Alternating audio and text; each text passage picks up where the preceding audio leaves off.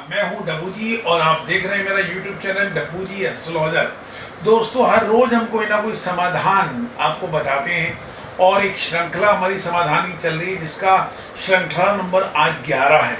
और इसमें हम लोग आज बताने वाले हैं जो पितृपक्ष इस समय चल रहा है कि हमको ऐसा क्या क्या करना चाहिए और क्या नहीं करना चाहिए, और इसको करने से क्या क्या फायदे होते हैं और क्या क्या हमको किन किन बातों का ध्यान हमको रखना चाहिए, और क्या ऐसे उपाय हों कि हमारे जो पितृदेव हैं वो प्रसन्न होके घर से विदा हो अमावस्या वाले दिन।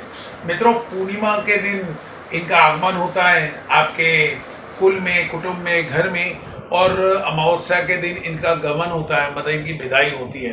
और कहते हैं कि पूर्वज किन्हें कहते हैं, पूर्वज जो अपने घर के जो बड़े होते हैं, जब वो इस दुनिया में नहीं रहते तो उनकी आत्मा की शांति के लिए हम कुछ ऐसा कर्म करते हैं कि जो श्राद्ध पक्ष जो बना है वो इसी कारण बना है कि अपनी जो श्रद्धांजलि, श्राद्ध मीन श्रद्धा, श्रद्धा मीन श्रद्धांजलि, और उनके याद के अंदर आप अर्चन करें, पंडित को बुलाएं, भोजन खिलाएं, दक्षिणा वस्त्र दें, और एक मन में जो कुछ अधूरी भावनाएं रह जाती हैं। कभी कभी कहते हैं ना कि कुछ ऐसी बातें रह जाती हैं जब किसी प्राणी का देहांत होता है और उसमें जो जो मन की करना चाहते हैं लोग नहीं कर पाते, कि उसको ये नहीं खिला पाए, वो नहीं पिला पाए, तो वो काम सारा आप श्राद्धों के अंदर आप कर सकते हैं। उनके फेवरेट फूड बना सकते हैं जो पसंद करते थे वो, और वो पंडित को खिला सकते हैं। उनके मनपसंद कपड़े आप उनके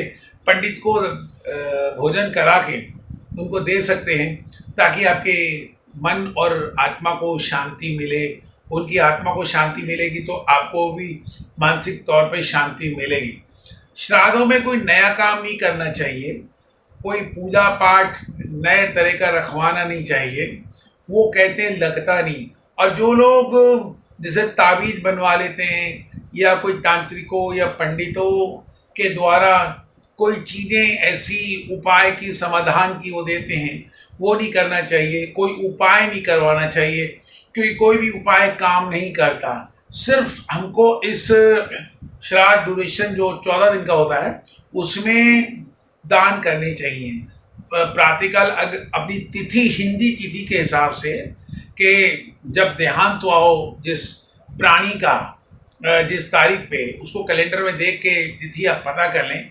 उसी तिथि पे इन 14 दिनों के अंदर, क्योंकि 1 से लेकर 14 तक देख के उसी दिन उस पंडित या पंडिताइन को बुला के आप उनको भोजन, वस्त्र, दक्षिणा मतलब दें। और जैसा कि मैंने कहा कि जो भी आप उनके लिए नहीं कर पाए वो करें, तो उनके आत्मा को मुक्ति प्राप्त होती है। और जब अमावस्या का दिन आएगा तो सारे पितरों की विदाई होती है।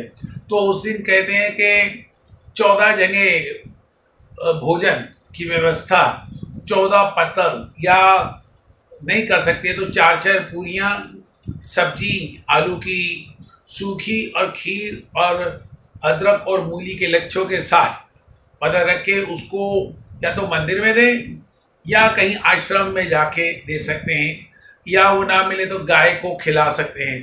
दोस्तों, एक बात जरूर ध्यान रखना कि अदरक के लच्छे कभी गाय को नहीं देने चाहिए, उनको थोड़ा सा नुकसान होता है। जो पंडित जो बैठते हैं वो पूरा संकल्प करते हैं, तो वो पहली जो पूरी या रोटी या सब्जी या पराठे या जो भी बनाएं वो लेके जो पहला भोजन वो गाय को देते हैं। तो उसमें अदरक नहीं रखनी चाहिए, वो उनको बहुत नुकसान देती है गाय को। और उसके अलावा जब भोजन करके 1 टुकड़ा कौवे के नाम का डालना चाहिए, मतलब हल्का सा खीर में लगा के या सब्जी में लगा के छत पे उसके नाम का रख देते हैं कि काक देवता आइए और ग्रहण कीजिए। और वो सीधा ऐसा माना जाता है कि हमारे पितृदेवों को जाता है।